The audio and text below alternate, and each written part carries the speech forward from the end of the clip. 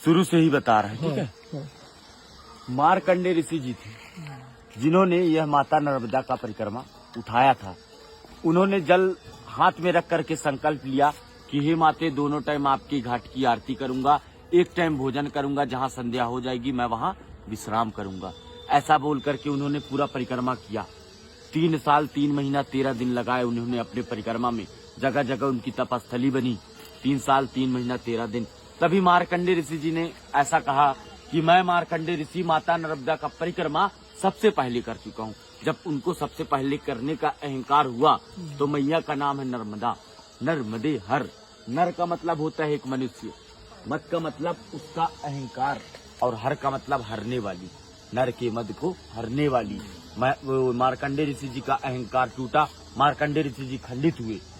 जब उनको ये प्रतीत हुआ कि अब माता नर्मदा का परिक्रमा तो कोई नहीं कर पाएगा, इसके कारण उनको वो दूसरी बार कोशिश किए।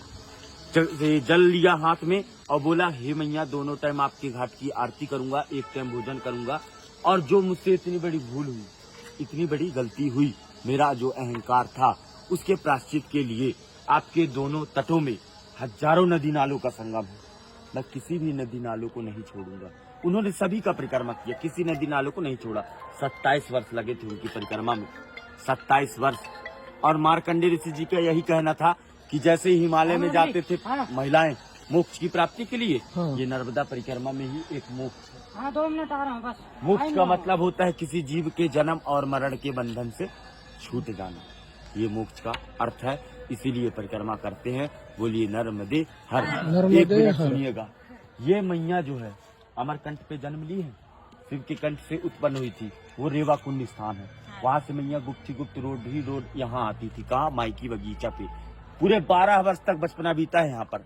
उनकी 5 सखियां थी, जोहिला, गुलबकौली, मालिनी, मलनिया और कपिला। 5 सखियों के साथ बचपना बिताने के बाद मैया का शादी तय हुआ।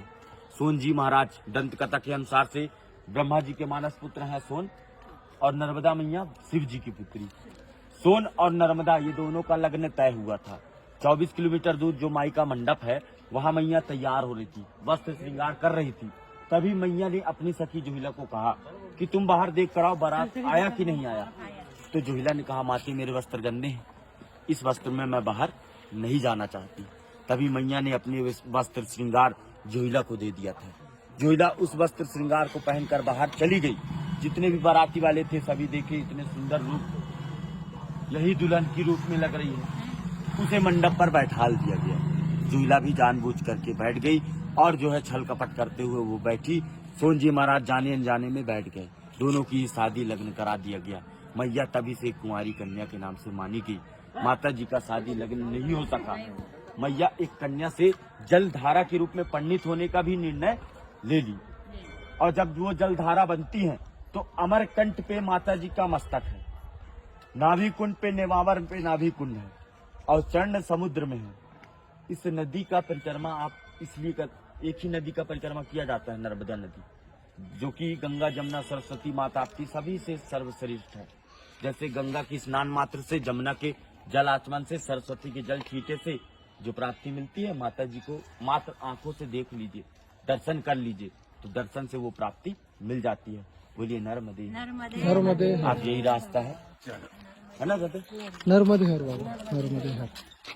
बढ़िया, आपको अच्छा लगा? बहुत बहुत। बाबाजींनी आपल्याला ऐसा दीजिएगा कि हम देख लीजिए। नर्मदे हर बाबाजींनी आपल्याला खूप छान माहिती दिली, जी आपल्याला माहित सुद्धा नव्हती। तर सगळ्यांनी एकदा म्हणूया, नर्मदे हर हर। जय हो मैया, आपका अच्छे से पार लगे, घर द्वार में कभी परेशानी ना आए। नर्मदे। नर्मदे।